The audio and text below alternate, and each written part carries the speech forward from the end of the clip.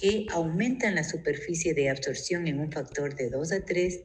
Luego tenemos las vellosidades intestinales, que son características de este intestino delgado, y su factor de aumento es de 10, y las microvellosidades factor de aumento de 20. Entonces aquí tenemos el duodeno como una C, luego tenemos el GI1, terminamos en el ilio. No olviden que pueden preguntarme, alzan la manito y yo enseguida. En esta foto histológica, miren ustedes, tengo una pared. Veo aquí las vellosidades, que son como dedos, ¿no? Son estructuras digitiformes, y digo, esto es de intestino delgado. Entonces tengo la mucosa, cuyo límite es la muscularis de la mucosa. Tenemos acá la submucosa y se ve parte de la muscular. Y en esta fotografía, una sola de estas vellosidades está puesto aquí para ver sus características. Entonces aquí están los 3 elementos que ayudan a que la superficie de absorción sea mayor, que es una válvula de Kerkring. Miren ustedes, es un núcleo de submucosa. Todo esto que señalo, esto es la válvula. Y luego estas son las vellosidades, como ustedes saben, y esta vellosidad está constituida por un núcleo de muscularis de mucosa, un quilífero, lámina propia con tejido conectivo laxo, y el revestimiento es epitelio simple cilíndrico. ¿Y dónde están las microvellosidades? Si ven este ribete aquí oscuro, este corresponde a microvellosidades. Bien. En esta vellosidad, jóvenes, cuando nosotros analizamos, y para su año nosotros necesitamos conocer qué tipo de linfocitos encontramos aquí, van a ver que son linfocitos T, y con una inmunohistoquímica que es del CD45RO, todo esto se tiñe, tanto los linfocitos de la lámina propia como los linfocitos intraepiteliales, muy importante para la enfermedad celíaca, y a los endoscopistas les gusta que nosotros les informemos el número de linfocitos. Además, los linfocitos intraepiteliales, además de ser T, son CD8. Los intraepiteliales son CD8 positivos, y los de la lámina propia son CD4 positivos. ¿Tiene alguien una idea de esta estructura que estoy poniendo en la pantalla, y qué les digo que tiene que ver, que se encuentra entre las capas musculares y también a nivel de la capa submucosa? Tiene que ver con el peristaltismo y está en relación con el megacolon congénito y el megacolon adquirido. ¿Saben cómo se llama esta estructura? ¿Nadie? ¿Qué estructura histológica tenemos entre las capas musculares que nos ayudan para el peristaltismo? Estos son los plexos nerviosos. Y un plexo nervioso está constituido de estas, que son las células de Schwann, y luego tengo aquí estas redondeadas que señalo con un núcleo de cromatina blanda porque se ve el nucleolo, y estas son las células ganglionares o neuronas. Entonces un plexo nervioso tiene células ganglionares más células de Schwann. Ahora, miren ustedes, en los textos ustedes van a encontrar relación biliocripta, importante también para la enfermedad celíaca. Esta mide entre 3, 4 y hasta 5 en relación a 1, que son las criptas de Lieberkühn. Esto que señalo, estos pequeñitos, son las criptas, estas las vellosidades. Esta otra foto también vemos lo mismo, cripta, vellosidad, y aquí se ve, puede ver los diferentes tipos celulares. Miren, célula epitelio simple cilíndrico. ¿Cómo se llaman estas células que estoy señalando? Las criptas de Lieberkühn. ¿Pueden prender las cámaras, por favor? No puedo trabajar así. Tengan la gentileza.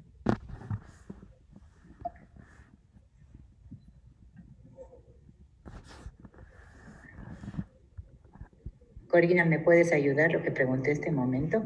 ¿Cómo se llaman? Tal vez son las células de Goblet. Sí, perfecto, son las células caliciformes. Estas son estas células interesantes e importantes. Luego, miren ustedes, ya para terminar la parte de intestino delgado, tengo aquí los 3 elementos, duodeno, yeyuno e ilio. ¿Alguien sabe? Tal vez, Santiago, tú me puedes decir qué característica, y te estoy señalando aquí, ¿cómo se llaman estas estructuras que son características de duodeno? Son unas glándulas que tienen un nombre, localizadas en submucosa. Carla Alberca, ¿me puedes ayudar? ¿Qué son? Son las glándulas de Brunner. De Brunner, perfecto, son las glándulas de Brunner. Y en cambio acá lo que señalo, miren ustedes, de estas formaciones redondeadas, ¿a qué corresponden? Estoy en el ilio y la característica del ilio es la presencia de las placas de Peyer. Entonces, miren, aquí tengo duodeno, esto es ilio, y el Y1 pues no tiene ni glándulas de Brunner ni placas de Peyer. El intestino grueso, miren, tenemos en cambio, empezando aquí en el ciego, donde está el apéndice cecal, tenemos colon ascendente o denominado también colon derecho o colon proximal, luego el colon transverso, el colon descendente o izquierdo o colon también distal, este era proximal, y luego tenemos el colon sigmoide, la zona de recto y ano. Histológicamente, el intestino grueso tiene estas criptas que son nada más que invaginaciones del epitelio que llega hasta la muscularis de la mucosa. ¿Qué estructura estamos mirando aquí, jóvenes? María. Eran los plexos nerviosos. Perfecto, los plexos nerviosos. Y esta tensión que ven ustedes aquí puede ser dos posibilidades. La una que sea un S100 o que sea una colinesterasa. Entonces, vean ustedes, se ven muy claramente teñidas las células de Schwann y alrededor, pues, de estas células ganglionares. Empezamos con la patología, la enfermedad de Hirschsprung. Esta es una enfermedad del periodo neonatal inmediato en donde nuestros pacientitos son más varoncitos que mujercitas, tienen un problema, no pueden eliminar el meconio y lógicamente tienen un estreñimiento de tipo obstructivo. Como estos pacientes tienen este problema, están también con alteraciones de líquidos y electrolitos y puede presentarse complicaciones como una enterocolitis, incluso una peritonitis. Esta enfermedad se denomina megacolon congénito. Ya van a ver ustedes que van a desaparecer, van a morir las células de estas ganglionares, específicamente de estas neuronas, y esto es por la dilatación que tenemos en el colon, que se denomina megacolon congénito, pero también existe un megacolon adquirido. No sé si ustedes han escuchado la enfermedad de Chagas. ¿Alguien sabe quién ocasiona la enfermedad de Chagas, Adriana? ¿Se acuerdan? Es un tripanosoma. ¿Cómo se llama el tripanosoma? Tripanosoma cruzi. Perfecto, es el tripanosoma cruzi. Y ya les voy a poner aquí una foto. Miren ustedes, este es el tripanosoma cruzi y este es Carlito Chagas, fallecido hace más de 100, pero él era la persona que empezó a hacer estudios de sangre y descubrió que estas personas que tenían esta gran dilatación intestinal estaban con estos parásitos. Bien. Entonces, esta enfermedad de Hirschsprung que se presenta en uno de 5.000 nacidos vivos se debe a que el plexo neural, estas células ganglionares, que son células que provienen de la cresta neural, tienen una migración. La migración se hace desde el ciego hasta el recto, pero se detienen a nivel del recto porque estas células empiezan a degenerarse, empiezan a morir. Y entonces, ¿qué es lo que va a suceder en el megacolon congénito? Es que esta parte afectada, que es el recto, miren ustedes, está aquí estenosado y este provoca una dilatación y esta dilatación es proximal. Imagínense que puede llegar hasta de 15 a 20 centímetros de diámetro. Aquí tenemos un vario en donde se ve el recto, el colon sigmoide dilatado, nuevamente aquí el recto, colon sigmoide dilatado. Entonces, esto es importante. En estos niños se debe hacer un estudio transoperatorio de congelación para que nosotros definamos si es que hay o no células ganglionares en los plexos. Nuevamente la dilatación, el intestino abierto, y esto es una placa de Robbins en donde nosotros estamos viendo la pared. Aquí está la mucosa, la submucosa, la muscular, y entre las capas musculares aquí está un plexo. Este plexo que tiene acercamientos, vean ustedes, parecería que todo está completo, pero estos núcleos que vemos aquí son células de Schwann y están faltando estas que son las células ganglionares. Entonces, en definitiva, cuando hablamos de Hirschsprung, megacolon congénito, estamos hablando de que hay una un cambio, digamos, una muerte de las células ganglionares. Estas células son las que no aparecen y provoca una dilatación bastante pronunciada que llevaba a la enterocolitis, les decía, incluso a peritonitis. Bien, ahora nosotros vamos a conversar o vamos a hablar sobre lo que es un divertículo. ¿Alguien me puede ayudar? Ana Belén, ¿qué es para ti un divertículo? Un divertículo es como una invaginación que se produce. Sí, muy bien, es una invaginación. Que pueden ser falsos y también verdaderos. Perfecto. ¿Y cuál es la diferencia entre falso y verdadero? Me parece que las capas que se ven implicadas. No Perfecto, sí, lo estás contestando muy bien, porque en el pseudodivertículo solo está involucrada la mucosa y a veces un poquito de su mucosa. En cambio, en el verdadero están todas las capas, hasta la muscular, que es la que más nos interesa. Esto es divertículo. Cuando hablamos de diverticulosis, ¿alguna otra persona que quiera mencionarme?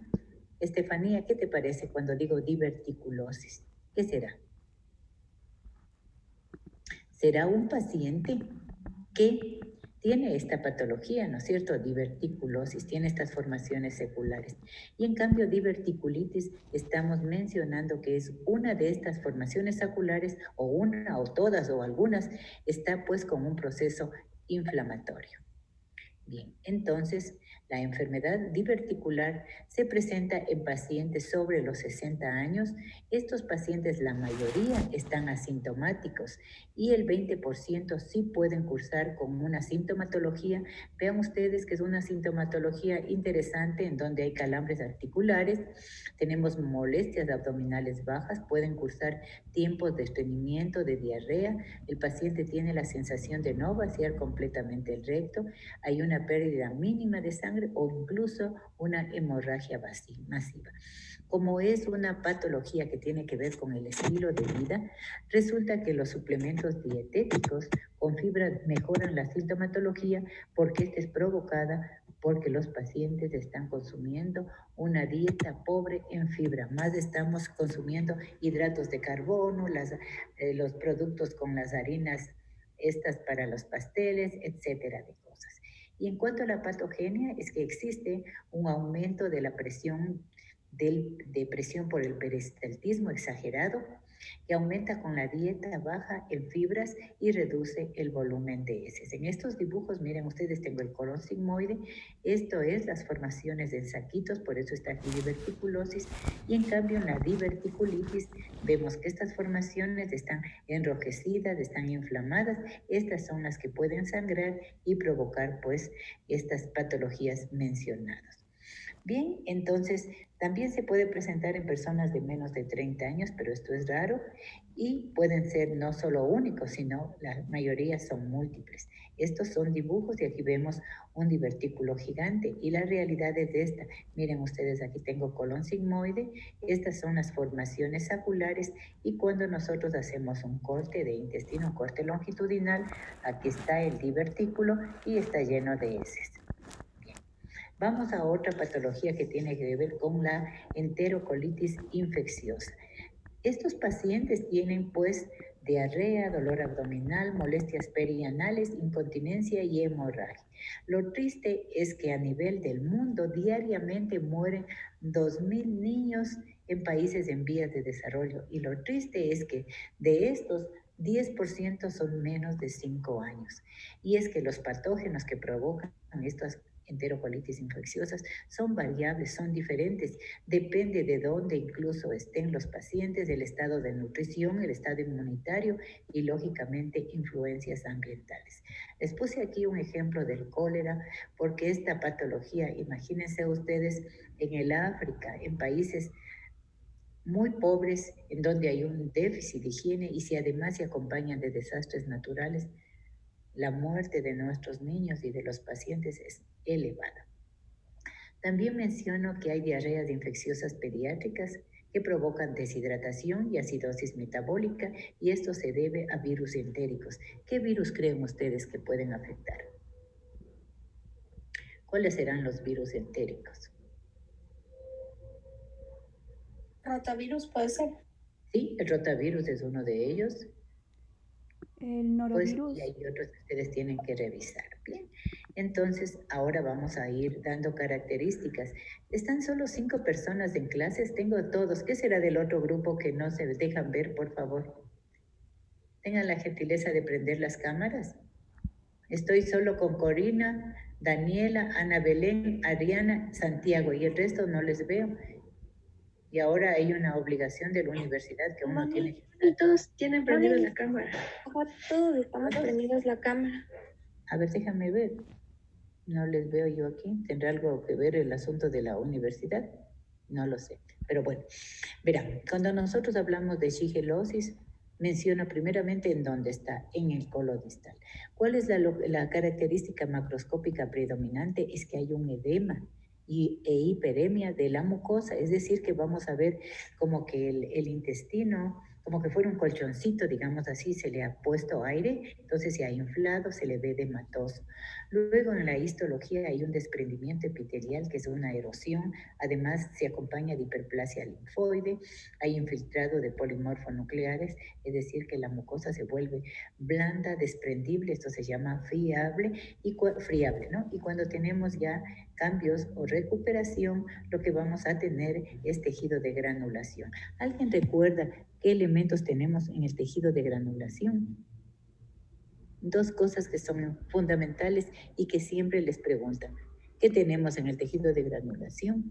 Pues tenemos la presencia de fibroblastos y vasos sanguíneos neoformados.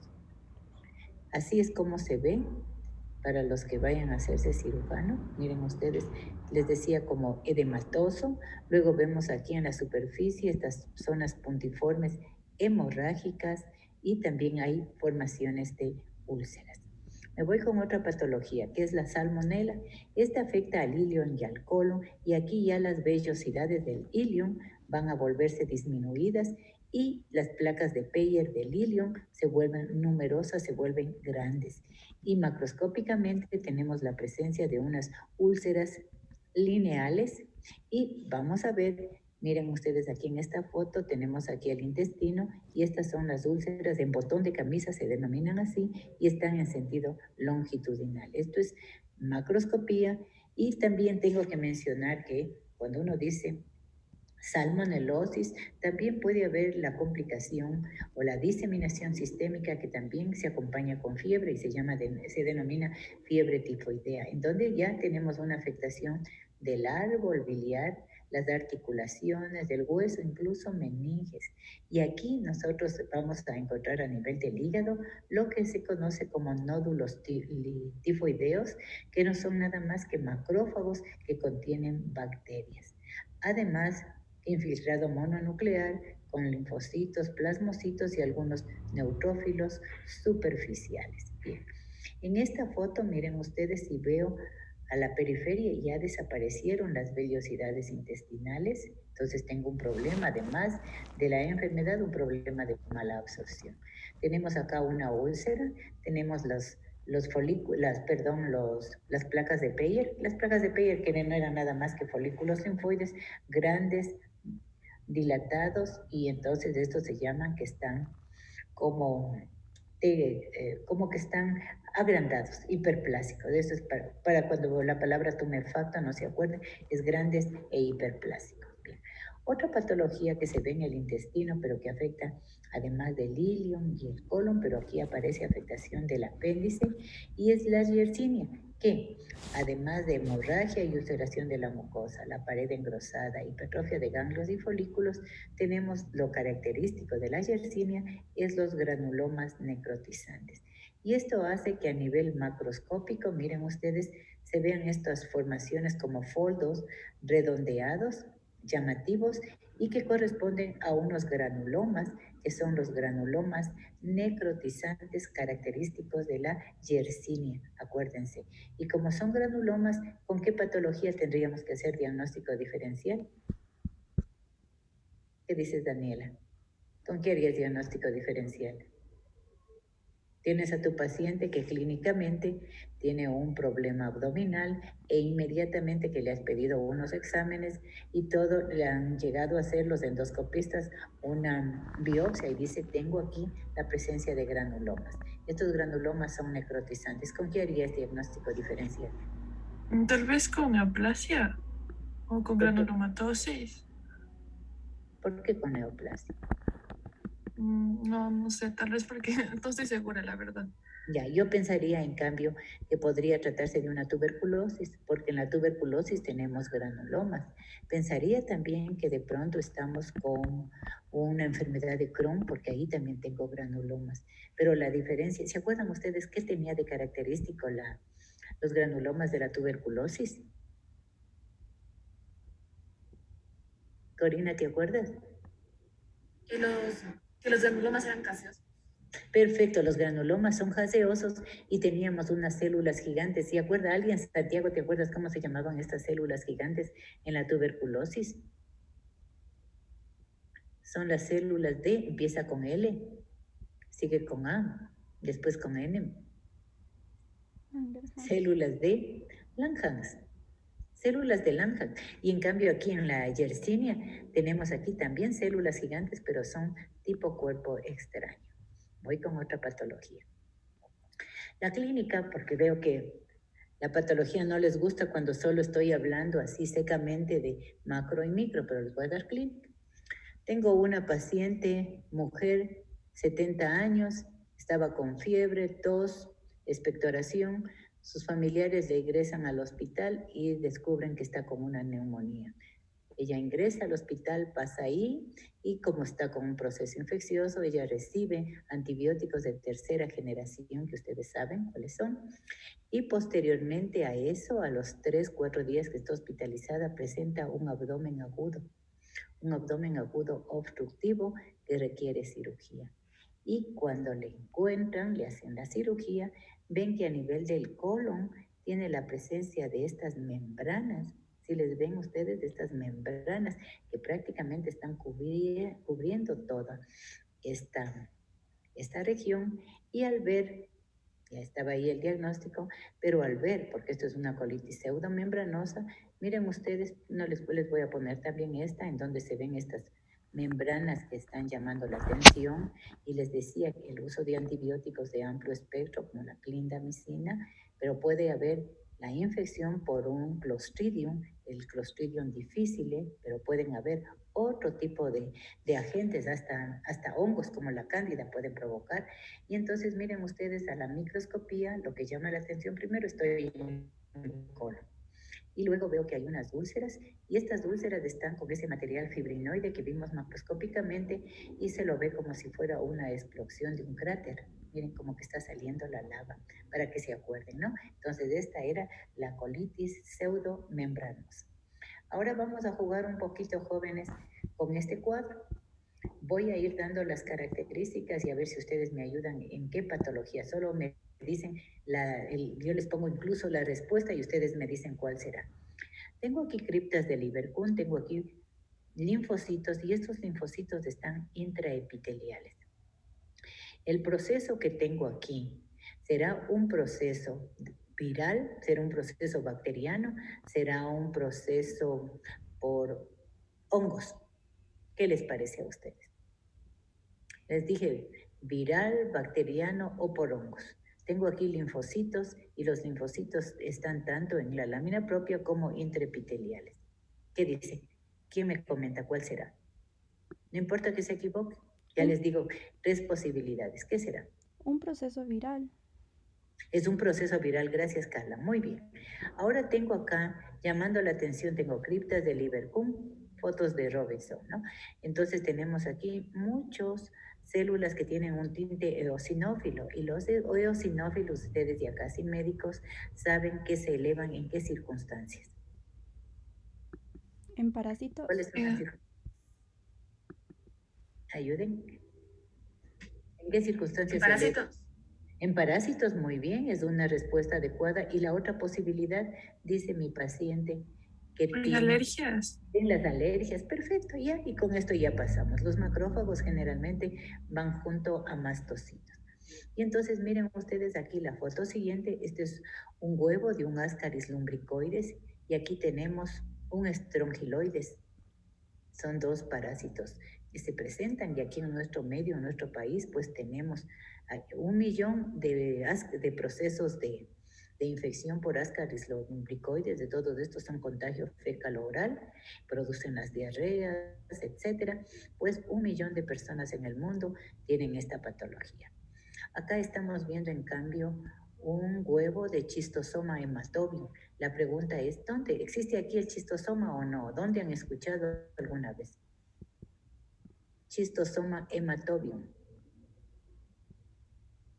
Pues estos existen a nivel cercano a la gente que está en el Nilo, o sea, en el África. Esto no hay aquí, pero es causa de una morbilidad elevada, Schistosoma hematobium.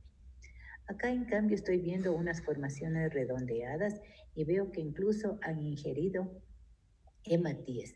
Estas formaciones pueden invadir por vía sanguínea, pueden llegar al hígado y formar abscesos. ¿En qué pensarían ustedes? Las diarreas son de aquí sanguinolentas. ¿Pueden ser, Carla? Una enfermedad. Las amebas. Y estas son los trofozoitos de ameba histolítica. Finalizo aquí con estos cuadros cuando vemos aquí la giardia, que son como hojitas que están cercanos a la luz, a veces se pasan por alto, pero esto es una giardia. Y aquí tenemos un germen en donde vemos que superficialmente tiene una forma redondeada. Y me gustaría que ustedes abran su librito y me digan qué será, a qué corresponde esta patología. Y les adelanto que los dos se caracterizan porque tienen unas diarreas de tipo acuosa, o sea, como agua, y en los pacientes, sobre todo cuando están inmunodeprimidos, se vuelven muy abundantes. Bien, vamos ahora con la otra.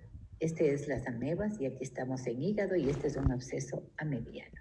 También pueden haber infecciones, y a mí va a pasar a otra patología, pero la infección por Mycobacterium bovis, cuando se ingiere leche no pasteurizada, pueden provocar estas úlceras y las úlceras luego van a fibrosarse, van a provocar estenosis y lógicamente pueden llevar a una obstrucción intestinal. Bien, ahora vamos a hablar con los síndromes de mala absorción. Mala absorción, ya les mencionaba, no se está absorbiendo bien sustancias. Y como es un síndrome, miren ustedes que son varios los sistemas afectados, como en el digestivo, con lo que está aquí, diarrea, flatulencia, dolor, pérdida de peso, en el hematopoyético, músculo esquelético, sistema endocrino, incluso la piel. Estos pacientes, además de tener diarrea, si están en estas circunstancias, tienen anorexia, tienen pérdida de peso y el síntoma fundamental es la esteatorrea. ¿Alguien me puede decir lo que es la esteatorrea? ¿Qué será esteatorrea? Son heces como grasa. ¿Sí? Son heces de aspecto graso, de color amarillento, voluminoso. Ese color amarillo es como oxidado. Entonces, este síntoma es bien importante. Y les decía, dos enfermedades, enfermedad celíaca y enfermedad de Crohn.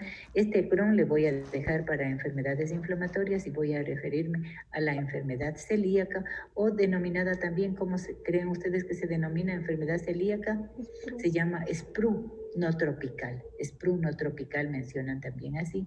Entonces, esta enfermedad celíaca es un desorden inflamatorio del intestino delgado, en donde hay mala absorción y está desencadenado por el consumo de gluten en personas que tienen una predisposición genética.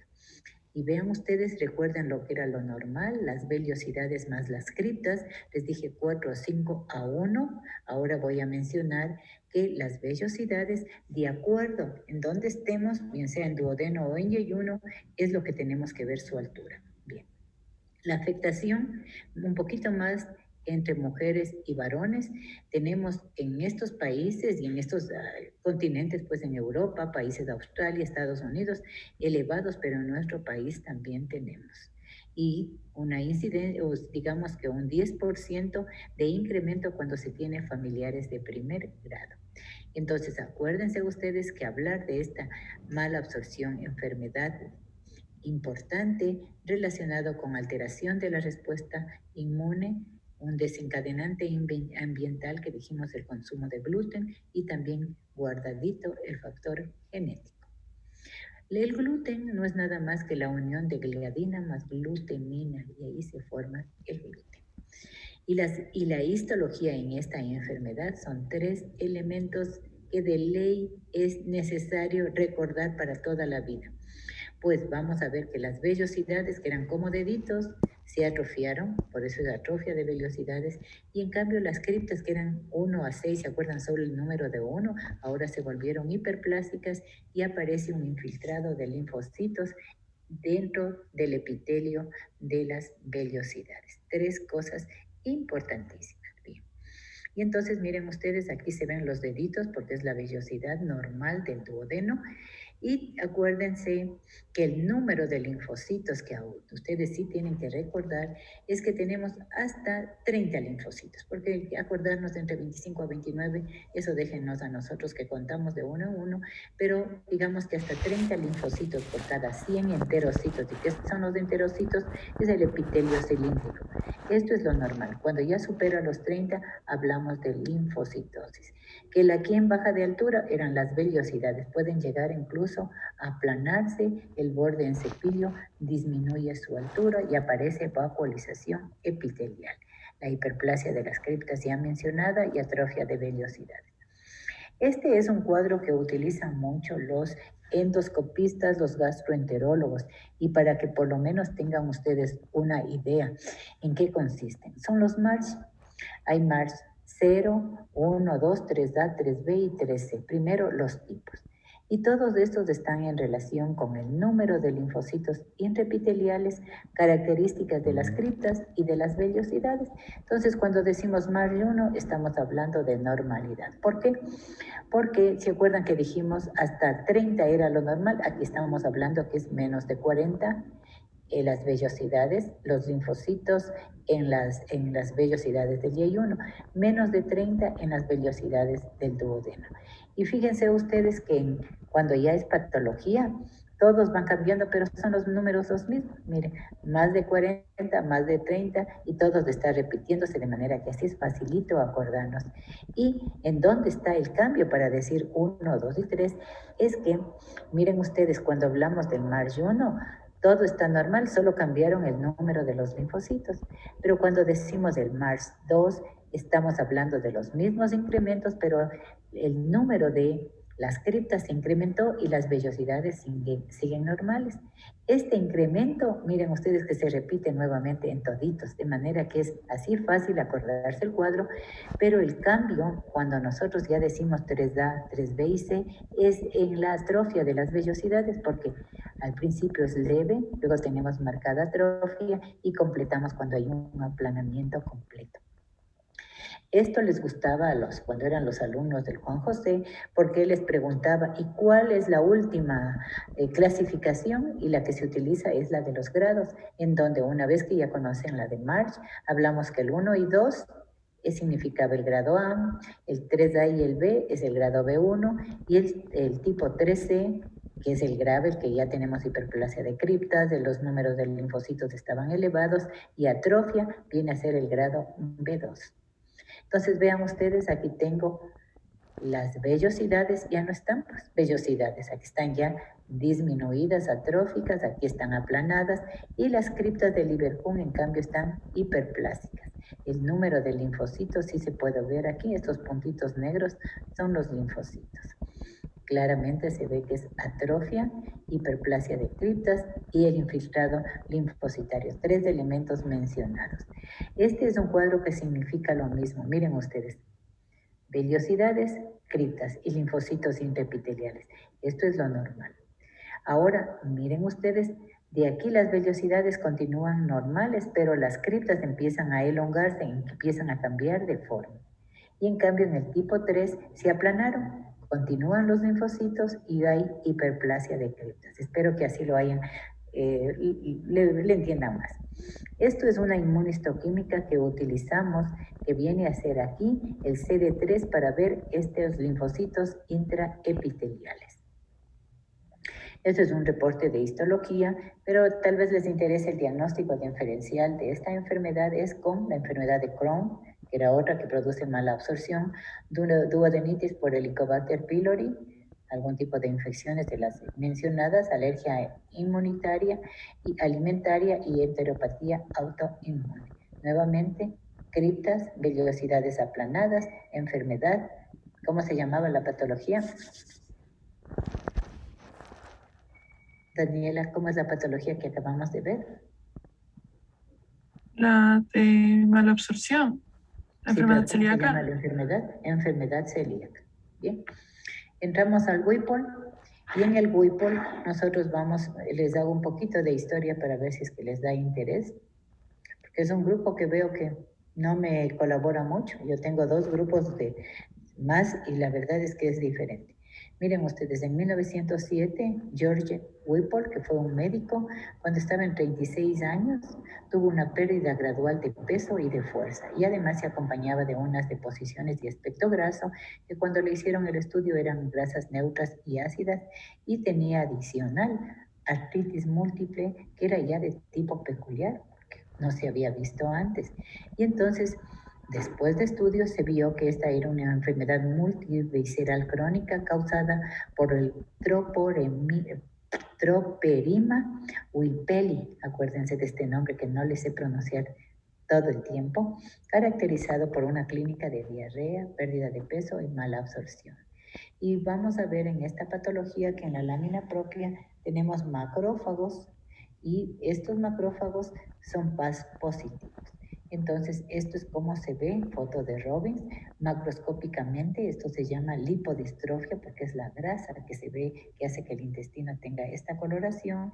Y luego la histología, aquí están los macrófagos y les decía que estos están cargados de esta Troperima whipplei. Está aquí y aquí se los ve claramente. Y en esta otra foto nuevamente se los ve bien. Y todo esto es PAS, nada más. Esta es la foto de Robbins, se mantienen las vellosidades, aquí están los macrófagos y estos macrófagos son PAS positivos.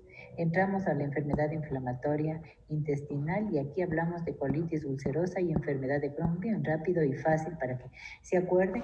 Entonces, primero es una afección crónica que se presenta como consecuencia de una activación inmunitaria inadecuada de la mucosa.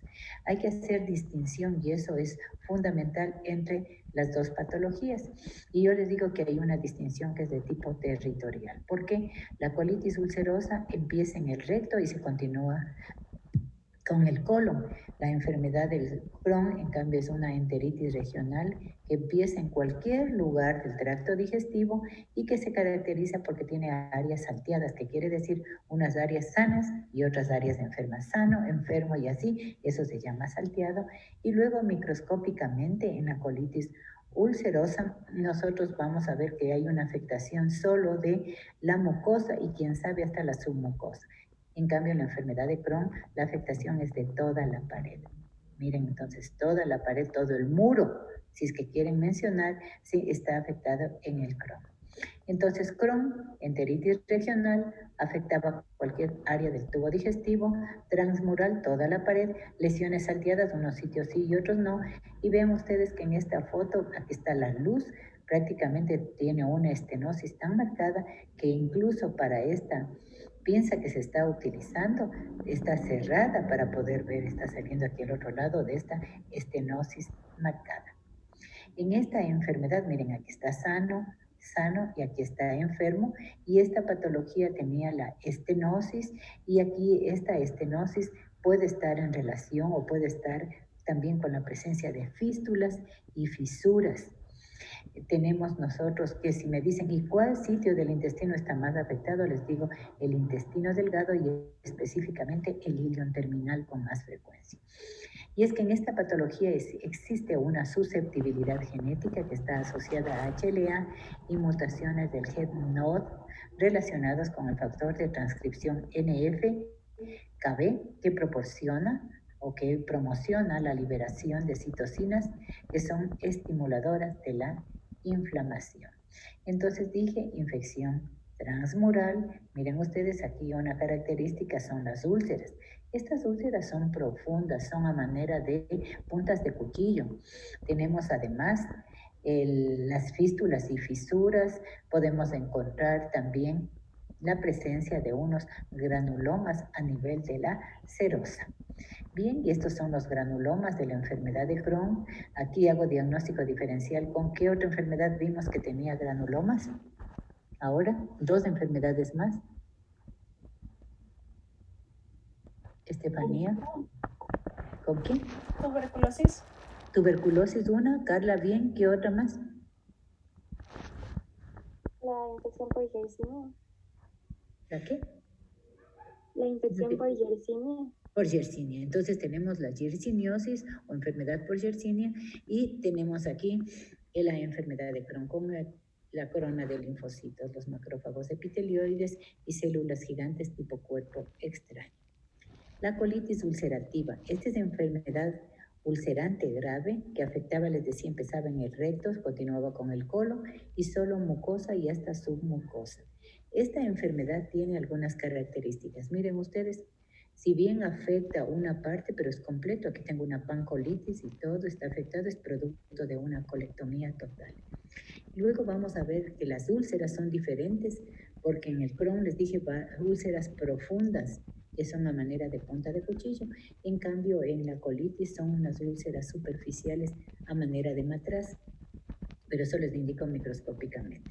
Aquí se ve en la colitis ulcerativa zonas definitivamente normales y aquí con patología y se ve una marcada, un cambio, ¿no es cierto?, normal y situación con patología.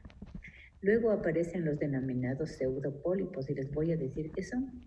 Acabé de mencionar que hay unas úlceras. Las úlceras son superficiales. El tejido ulceroso tiene material necrótico y hay sitios que se conserva el material porque no está todo ulcerado.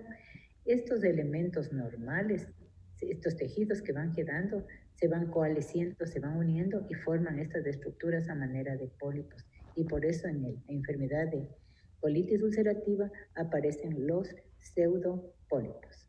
Pues tenemos una complicación de la colitis ulcerativa es el colon tóxico. Microscópicamente vamos a tener microabscesos en las criptas, distorsión, cambio de las criptas del Lieberkühn. Vamos a encontrar la localización que ya dijimos, mucosa, que era diferente, en el Crohn que era completo, y no existen granulomas. Y esta es la úlcera superficial de la colitis ulcerativa, que es, miren ustedes, como un matraz de laboratorio, esos frascos que decíamos, estas son úlceras superficiales en forma de matraz. Megacolon tóxico, complicación muy grave, porque puede romperse y provocar una peritonitis. Y esto es para que vean las diferencias, estos tienen en el libro de Robbins, Crohn, enfermedad salteada. Miren ustedes, sitios enfermos afectados. En la colitis ulcerosa empezó en el recto y se continuó con el colon. Aquí les dije en el Crohn, que era una transmural, o sea, toda la pared, y además habían granulomas en la serosa. En la colitis dijimos úlceras pero superficiales y se formaban los pseudopólipos. Bien, ¿listo, jóvenes? No sé si quedó algo más pendiente, creo que les di todo. ¿Preguntas que tengan? Adriana, ¿alguna opinión sobre la clase? Corina. Porque la clase es un poco intensa con todo el material que hay que trabajar, pero sí, para la otra clase yo voy a hacer un cambio, jóvenes como nosotros, vamos a tener ya lo que tiene que ver con vías biliares. Voy a hacerles primero una evaluación a todos. Entonces, por favor, les pido que vengan leyendo. Sé que la IGRA les está tomando a ustedes evaluación, que vieron ayer, me parece, si es verdad eso. Ya, creo completamente que debe ser así. Lo que les pido es que voy a hacerles yo una evaluación antes de la clase, diferente a la de IGRA, para que ustedes vengan un poquito motivados, porque si no, yo soy la persona que estoy aquí solo recitando, hablando, y no tengo la participación de ustedes. ¿Quieren ayudarme con eso, por favor? Ya. Entonces ya vi 2 cabecitas que me dijeron que sí. Entonces con eso yo puedo mencionar que vamos a ver sobre vías biliares, que es facilito. Eso no hay ninguna complicación, ¿sí? Nos vemos entonces. Que pasen bien, chicos. Hasta luego. Gracias, Moni. Gracias, A Moni. ustedes un abrazo.